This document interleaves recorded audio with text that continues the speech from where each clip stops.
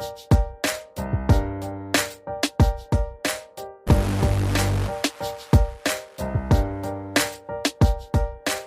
and welcome to episode 374 of the Money to the Masses podcast with your resident expert, as always, Damien Fay, and me, Andy Leaks. Damien, welcome back. How are you doing? I've got that feeling, Andy, of being somewhat pulled from pillar to post this week because I've been doing loads for different national newspapers actually, and even had requests from other podcasts for national newspapers, but it's been so hectic that sometimes it's quite nice just to come and do something like the podcast. That's something you do every week, and almost a bit of silence as well, because only me and you in the room at this point in time. Yeah, and the dodgy aircon. Yes, and the dodgy aircon. I don't know if people have you ever listen to this podcast and hear a funny buzz noise in the background? It's because Andy and I, if we're together like we are today, we have the aircon on and turn it off just as we start to record so it doesn't pick it up, and it gets really hot in the room, but the aircon takes on a life of its own and occasionally makes these crazy buzzes. But on a different note, we've had some more reviews this week, which has been fantastic. We'll share those probably next week, but one person I did want to thank is Mariana, who wrote on Twitter recently to say that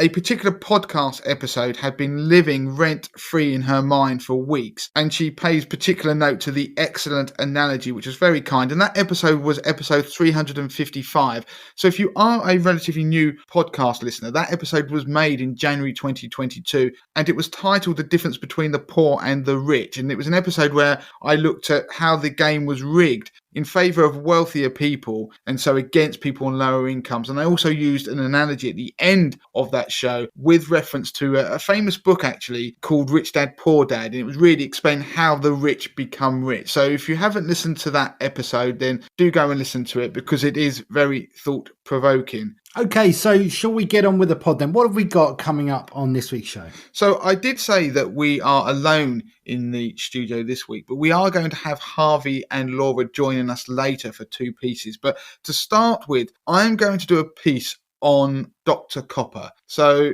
you may have been reading in the press or hearing concerns voiced by the likes of the Bank of England about the idea of a recession. So whether you invest or not, this piece will be relevant to you, because it's about how the price of copper can give us a good indication of the likelihood of us heading towards a recession, which is a very real concern at the moment. And then Harvey's going to join us to talk about the financial impact of a cancer diagnosis. And this was inspired by the sad news that Dame Deborah James sadly passed away this week. And if you listen to the podcast, you'll probably have heard her podcast called You, Me and the Big C. So Harvey's going to do a piece on the financial impact of a cancer diagnosis and what steps people can take to protect their finances. Yep, and Laura's going to be coming on at the end of the show to do a short piece on some news about a government-backed pilot that is providing interest-free loans for people who have been refused credit. Right, so Damien, we're going to start with Dr. Copper. Yeah, so this piece has been inspired by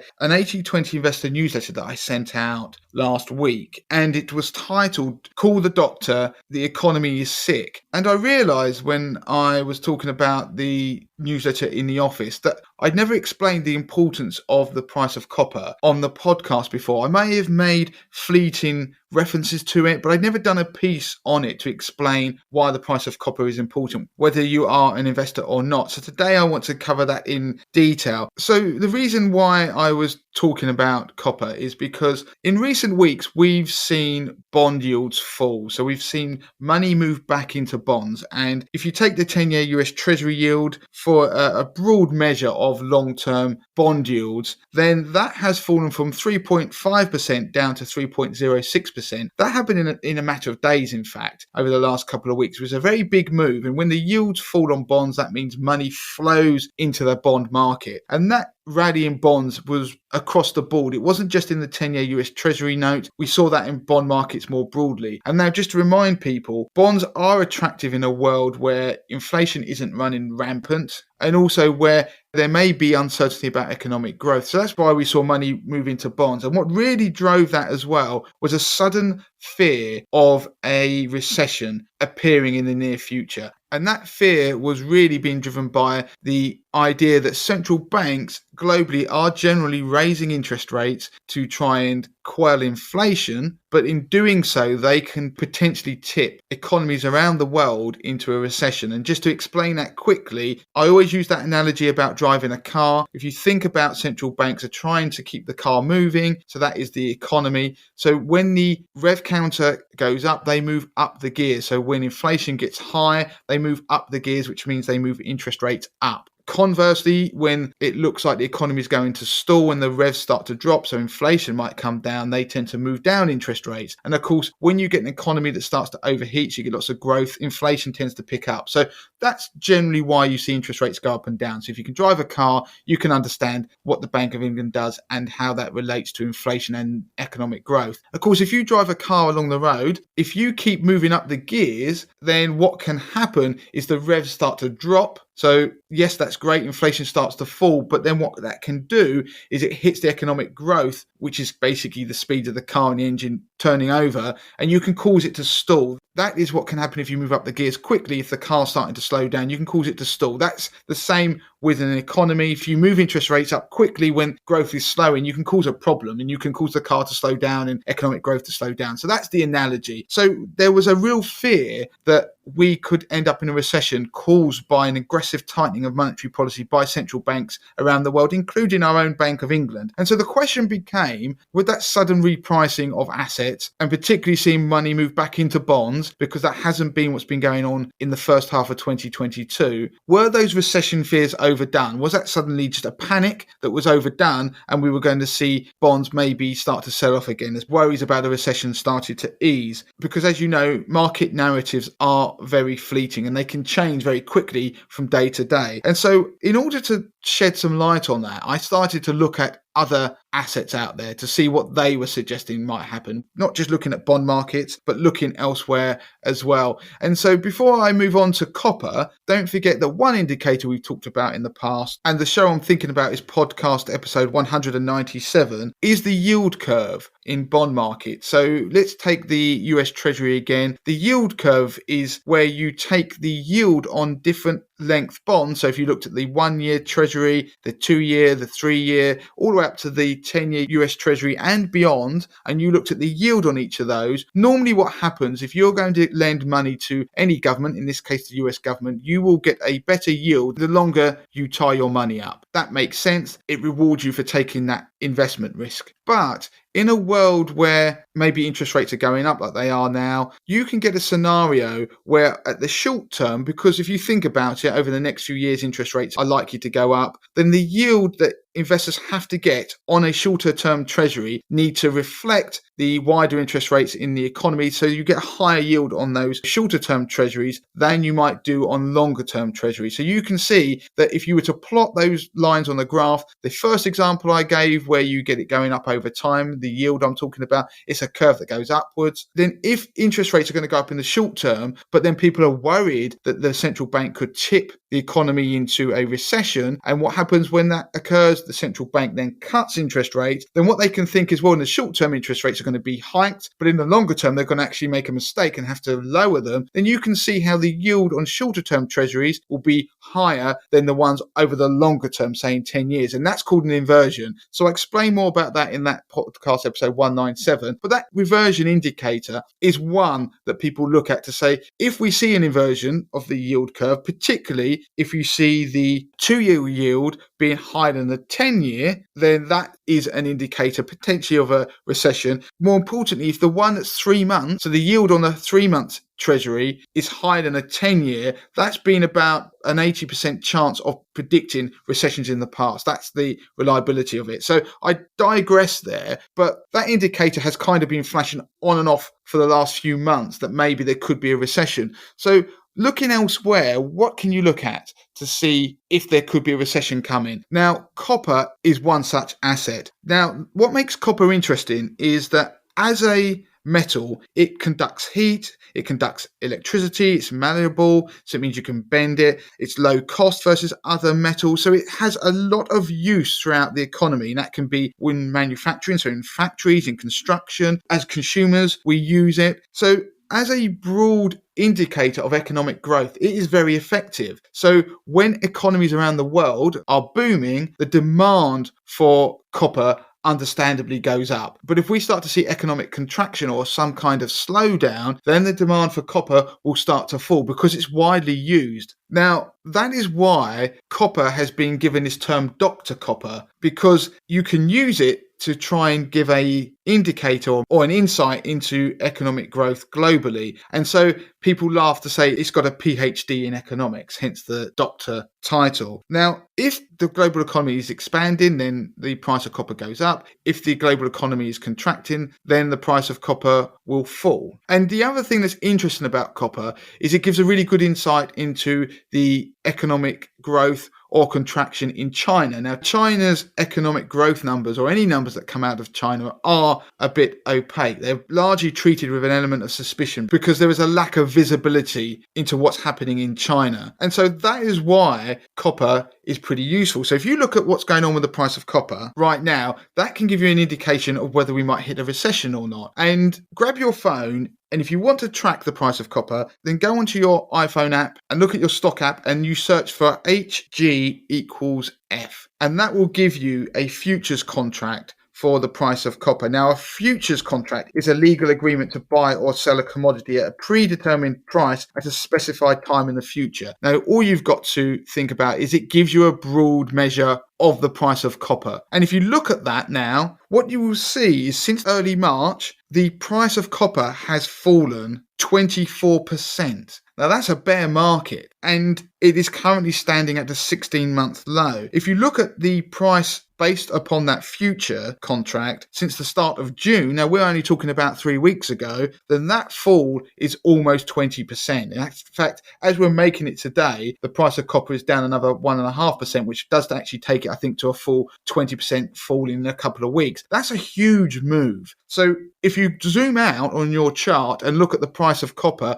over the last few years, what you'll see is just at the point when the COVID vaccine was revealed, that the price of copper suddenly took off and it went through the roof. And that was because the global economy, everyone was hoping it was going to start to open up again, and therefore it went through the roof. And the last year or so, it's kind of gone a bit sideways, but it's so much higher than it was at that point just after the pandemic. But of course, if you go back to the point of the pandemic, you'll see the price of copper crash as we went into lockdowns around the world because economic growth slowed. Now, what's happened is the price of copper now is heading back towards where it was not long after those COVID vaccines were announced. It's a bit higher than that at the moment, but what's important to see, it's unraveled quite a bit. So Dr. Copper, with his PhD, is setting the alarm bells ringing about the global economy. And therefore, there is a suggestion, if you look at Dr. Copper, which has been pretty accurate at predicting recessions and economic contractions around the world, beyond the numbers that you see that are announced by governments. Because don't forget, those numbers are always backward looking. They're not live. So when we see economic data, it's normally always from the previous quarter or the previous month. The price of copper now is falling. It's falling quite hard. And it often marks, when you see such big falls, turning points in trends that have been happening and trends that have been happening in markets. So the question then becomes, perhaps what we see in the second half of this year could be very different to what we saw in the first half of this year. That could be pure speculation. Perhaps we might start to see more of a safety trade with the idea that central banks might not be able to raise interest rates as aggressively as they wanted to because they would send economies around the world into a recession. That could be beneficial for bonds. So bonds might be able to come out of this bear market that they found themselves in.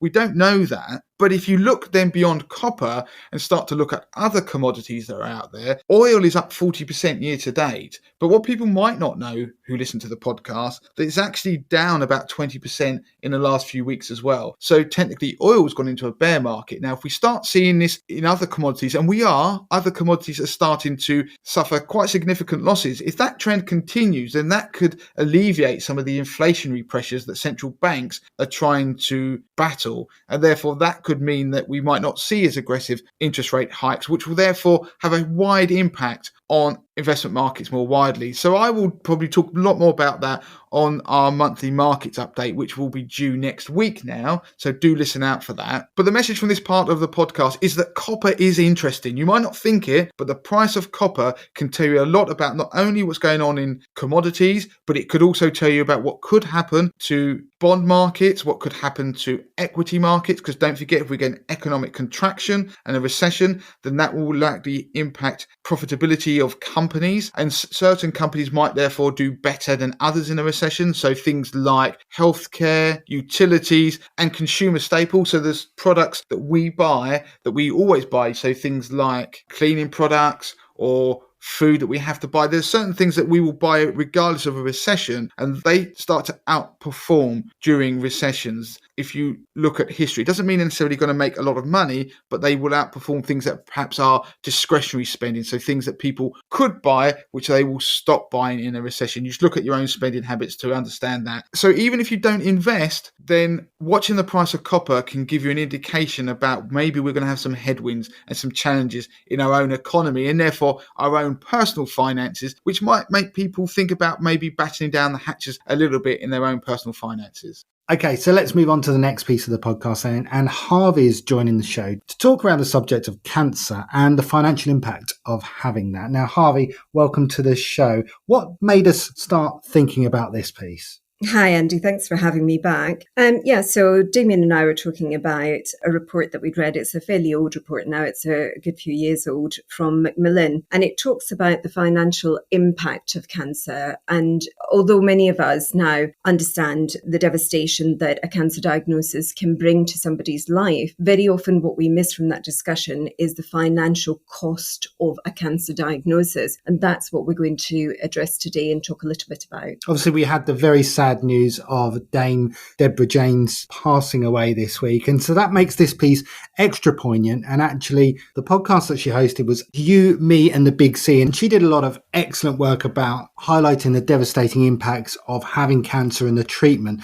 We're going to go a little bit deeper on the financial side of things, because obviously that's what we do on the podcast. And Harvey, you've got some figures you're going to run through, some key excerpts from the Macmillan Cancer Report. Indeed, Andy. So a lot of what we discovered through the Macmillan report that we read recently was just that people are perhaps not aware of the financial impact of a cancer diagnosis. And the wider picture is that on average, 4 out of 5 people are £570 a month worse off because of their diagnosis. And so this report was from a few years ago now, and obviously we've experienced high inflation. There's no doubt that those figures are only going one way. It's going to be more than that now. So what else did this Macmillan report highlight in terms of the cost that people are having to shoulder upon diagnosis? So immediately, for most people, a diagnosis might lead to time out away from work, to have treatment. A lot of whether your income carries on is the discretion of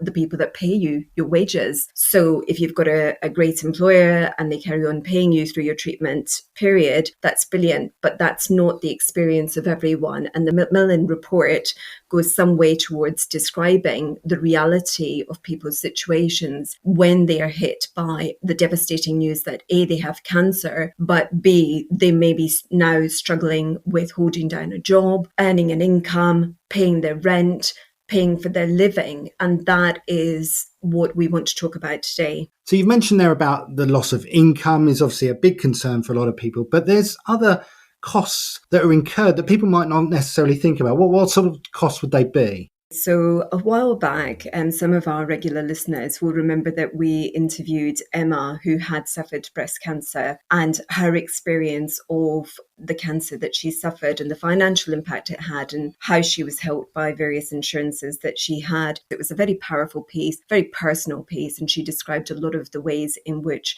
her cancer diagnosis affected her. I mean, across the board, people will find that they've got costs associated with their cancer diagnosis, including taxis back and forth from hospitals. Now, hospitals may not be in your immediate vicinity. They might be quite far from you. You may need to travel quite far to where the treatment is being carried out. out. Your family members who want to be with you may need to find accommodation close to where you are in order to be by your side. Other costs include childcare. So even if you're not earning an income, but you provide the main childcare in your home for your partner to continue to go to work and do what they're doing to earn a living, you may have to employ somebody to look after your children. And these are all realities that cancer patients face, and perhaps we don't really consider carefully when we're thinking about the likelihood of cancer affecting our lives. And we mentioned that Emma podcast again there, Harvey, just for listeners who are interested to listen to that. It was an excellent episode. It's episode 295. So go back on the website or via your podcast app and find that and listen to it, because it really does highlight some of those key things that you've just mentioned. So I just want to jump in there, Harv, because one of the things that recently I've been thinking personally is pondering this idea about what would happen if, say, for example, I got cancer and I have certain insurances in place. And so you think about the reality that, well, okay, I might not be able to work for a period of time, but I also have been thinking more about the idea of living with cancer, because income protection, for example, we'll talk about these things later. I might have insurances that will pay if I can't work, but initially I might be able to work. And also life insurance won't pay out until I actually died. So I started to think about how would it impact my family if I was diagnosed with cancer, because maybe nothing will fundamentally change initially. That's absolutely right, Damien. For a lot of people, if they're diagnosed with cancer, life can carry on, depending on the symptoms that they're suffering and how much it's affecting them in their daily lives. It may not change anything at all initially, but as soon as treatment starts for those more progressive types of cancers, you will find that people go through periods of recovery, periods of treatment, periods when they're not able to work or function within their family situations as they had done when they were healthy. And the added crunch with cancer is that even once you've been through that process and you've had treatment and you've made a recovery, it's always in the back of your mind, because you've got to get through that remission period. You're worried that the cancer might come back, that it might take its toll again. And it's something that Emma talked about when she spoke to us on the podcast about her experience, is that she's had to squirrel away some of the money from her insurances and not spend it for her immediate needs, because she doesn't know whether that cancer may come back. And that is one of the nastier sides of cancer diagnosis as opposed to other types of illnesses. And I know there was a stat in that report that said, I think there's 2.5 million people living with cancer today in the UK, and that's going to grow to 4 million by 2030. So this is a reality that people do live longer with cancer, which is a positive, but again, there's going to be a longer financial impact for those people as well. But I was also thinking, for me personally, listen to some of the additional costs you mentioned. I've been thinking about what would happen if my wife got cancer, or we did cover before in a previous podcast if one of my children did. And of course, there's that accommodation thing that you would personally listen to this podcast, want to go and visit or be near the person in your family who might have cancer as well. So this isn't just a piece about us individually who are listening to this podcast. It's about other people within our families to think about this in the round. How would we cope financially? What would be the impact in the short to medium term if you had a cancer diagnosis? So you actually had some interesting excerpts from that study as well, didn't you, that really drove home what it's like financially to be diagnosed with cancer? Absolutely, Damien. So one of them reads from a young man: going to the job centre after my treatment to apply for universal credit was mind-numbing. Sitting in front of a computer for 6 hours to fill the thing in. No one told me how the benefit system worked. But what was more shocking was the way in which I was spoken to, told I should just move back with my parents, despite them living hundreds of miles away in Scotland, away from my home in London that I'd lived in for 7 years. Another person said it was 9 months before anybody acknowledged my cancer diagnosis. Just felt like the system wasn't set up to support anyone living with cancer. These are people who are struggling to use the state to support them, because many of us fall into that bracket of people who think, well, if something goes horribly wrong, the state will intervene. And we might be people who have never had to rely on the state, and we don't really understand how the benefit system works. And in turn, what we don't realize is a lot of it's broken. A lot of it is delayed. A lot of it is not the kind of process that somebody who is struggling with the fact that they've just been diagnosed with cancer, should really have to face. And there isn't much allowance for that. There was a woman who was in the case studies who said that she was £2,500 behind on her rent, and she actually worried about getting home from hospital one day and finding an eviction notice on her door and living constantly in fear that she'd have nowhere to live, despite the fact that she had cancer and she was having treatment and had a young child to look after. And these are the realities that people face when they're living with cancer. So although there's a lot of progress made and, we see people living longer and longer, there is a statistic that shows us that people are now twice as likely to survive for 10 years after a cancer diagnosis than they were 40 years ago. So we're making progress in terms of treatment of cancer, but are we really making the same kinds of progress when it comes to supporting people financially and otherwise who are living with cancer? Because that's a really important point, Harvey. And the answer really is no. The state isn't really doing anything to support people who might be living longer with cancer, which is why this part of the podcast is important, because it's a message for people that the reality is you need to start thinking about what you can do yourself to be able to support you and your family if the unfortunate is to happen. And just obviously the odds are that now 1 in 2 people will get cancer. So it seems awful to say it, but half our listeners listen to this episode will likely have a cancer diagnosis at some point.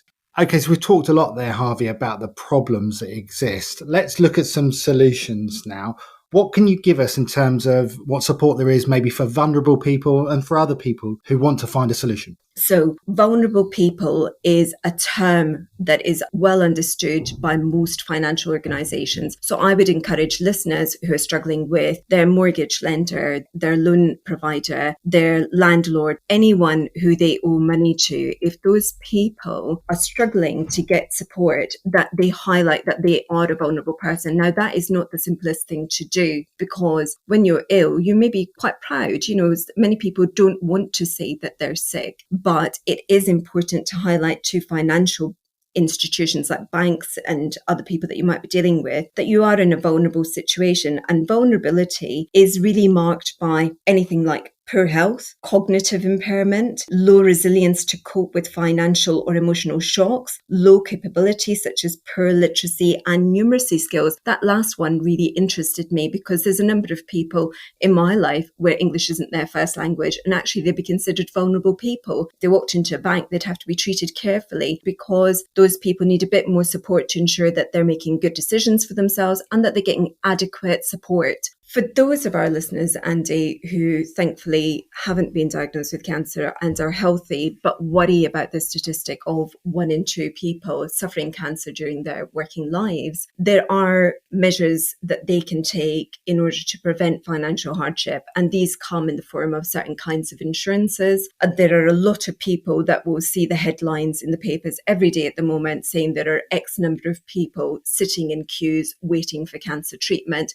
And that's quite a worrying statistic for most. We don't want to become part of that statistic. We don't want to be sitting around waiting for treatment for something as serious as cancer. And unfortunately, the way that the NHS is working at the moment, that is a reality that many people are facing. Now, things like health insurance, which we write a lot about and we have extensive information about on our website, can bridge the gap to private healthcare. And that might mean that you are diagnosed sooner, that you are treated sooner, and that you can get back to your normal life sooner. And those are the things that will be important to us. And actually, there's different types of health insurance. We explain it all on the website, but there are particular types of health insurance that have advanced cancer cover as part of the standard cover. So some health insurance policies, you have to pay extra for things like mental health cover or cancer covers, but often extensive cancer cover is covered as standard. So it's worth looking around. Again, we'll put links to health insurance and the types of policies you might be considering in regard to cancer on the podcast notes. So what other policies can people look at? Even something as simple as a life insurance policy, Andy, will include something like terminal illness benefits. So if somebody is at the worst end of scale of a cancer diagnosis and has stage 4 terminal cancer that they can't be treated for, essentially, the life insurance can pay out early under a terminal illness benefit. And that can alleviate a lot of the financial difficulty that person would face at the end of their life, when actually really what they want to do is enjoy their time with their family and not worry about paying the bills. So that's another one. Something I'd like to say about life insurance policies is sometimes they're really worthwhile having because they've got added benefits like second medical opinions that you can access. They might even have a dedicated nurse service so that if you're diagnosed with cancer, that you can get counselling help, that you can get mental health help, but also that you can get a second medical opinion to your diagnosis. A lot of people may struggle to understand whether the treatment that they're going to have is the best treatment that they can have. Perhaps they want to explore all avenues. They want to be sure that they and their consultant together have made the best decisions for their health. And that can give you great peace of mind. And a lot of these kinds of benefits are rolled into life insurance policies for free. So you can access them. So if you don't have a health insurance policy and you don't have critical illness insurance policy or an income protection insurance policy, look at your life insurance policy and see whether there are benefits within that could still support you. So you mentioned a couple of other policies there, and they're key policies as well: critical illness and also income protection. Critical illness, what's that and how can that help? So critical illness cover is a policy that covers you for a list of illnesses. It does vary from one insurance company to another. So I'd always say to our listeners, go out and look for the best kind of policy you possibly can, get some advice. A lot of it's technical jargon and medical jargon. So many of us don't understand exactly what they pay out for, but they're quite specific in their nature. So they pay out for certain things. And many of these policies won't cover all cancers, but generally all of them will cover invasive and spreading cancers, which are the ones that terrify us the most. And that's a lump sum payment. So you're going to get a big amount, whatever you insure yourself for. So it's not an income that's dripping in. It will be, say, 10, 20, 50,000, whatever you can afford. What sort of cost are we looking at on critical illness cover? When we look at the cost of things like critical illness cover, Andy, they are more expensive than life insurance. Life insurance you could probably buy for £5-10 a month if you're a healthy, fairly young person. The cost is dependent on your age and whether you smoke and things like that, and your current health as well.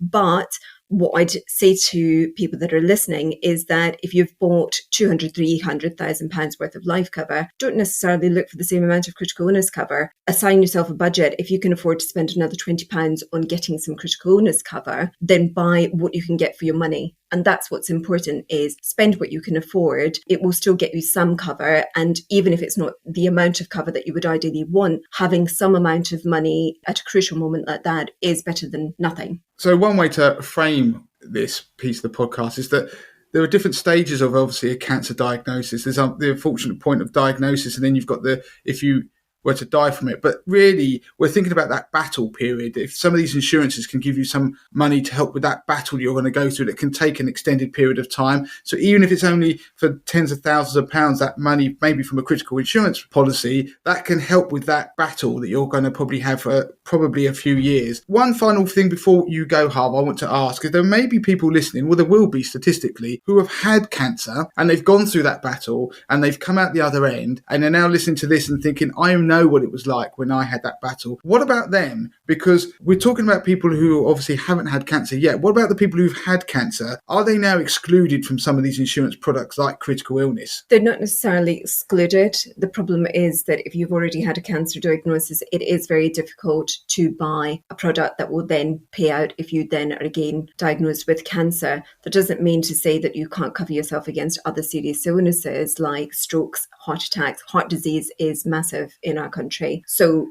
we shouldn't sort of say to people that it's not important to cover yourself against other illnesses if you've suffered cancer. But if you want cancer-specific cover, that is difficult to get, but it will depend on the type of cancer you had, the staging of your cancer, and how long it's been since you've made that recovery. So if you're a good few years on from a diagnosis and recovery from that diagnosis, you should speak to an expert and you should get advice on whether you can get insurances and which kinds of insurances you have access to, because there are always insurance companies out there trying to offer products to people who have a history of health problems. So we will link in the show notes to articles relating to how much critical illness insurance costs, getting critical illness cover. If you've already had cancer in the past. Harvey's done a lot of work in that area, so we'll link to some of her articles and other types of insurances that Andy has already mentioned. So make sure you check out the show notes of the podcast and also the article on the website, like we do every week, that has links to those particular articles. Okay, so let's welcome Laura back to the show, who's going to talk about a government-backed scheme that's been extended this week in terms of interest-free loans for people who really need it. What's happened this week?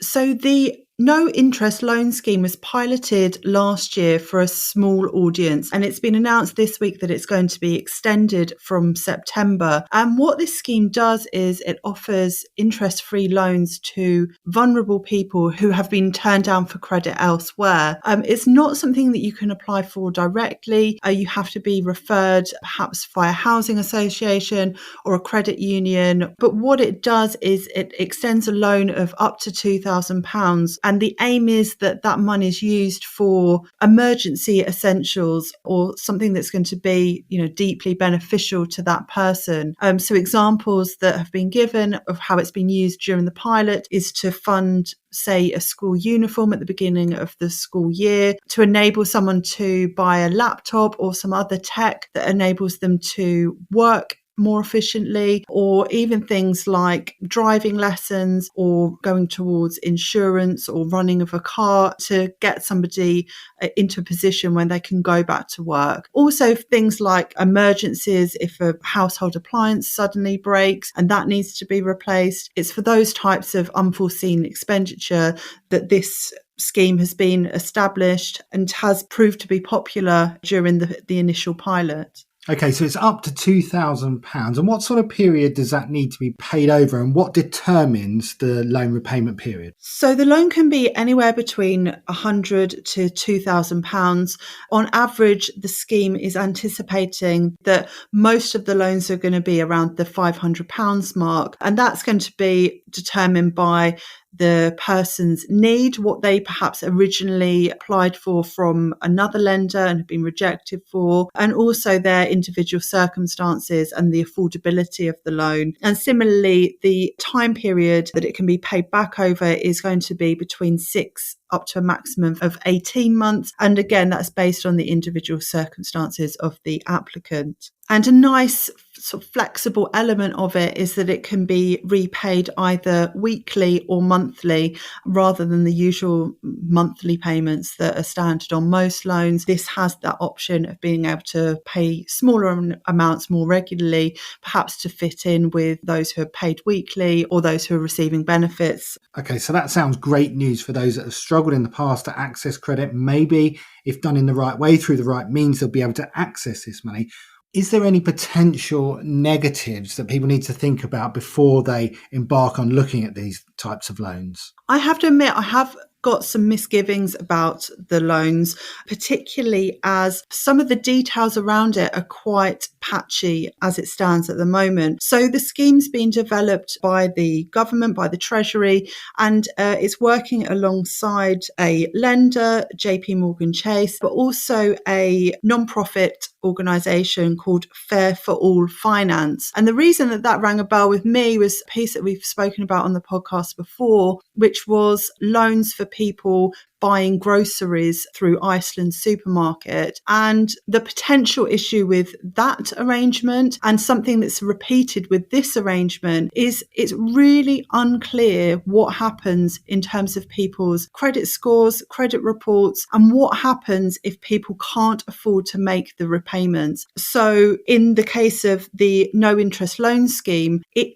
hasn't been stated yet what happens when someone gets to the end of the 18-month maximum loan period if they can't or won't make those repayments. The organisers haven't yet stated whether at that point interest will start accruing on the loan, whether it will be passed on to debt management agencies, and whether it will then have a negative impact on those people's credit scores, which may make it even more challenging to secure finance in the future. So that's interesting stuff. It is a positive. And the reason we bring it up in the podcast is as we approach September, this is going to be rolled out to more people. So there may be people on this podcast that have got friends of friends or extended members of family that they know are going through hardship or need to retrain to do perhaps another job or get back into work. So this may be something for them. Yeah, what I would say is just people who are referred for these loans need to really carefully consider whether they're going to be able to make the repayments,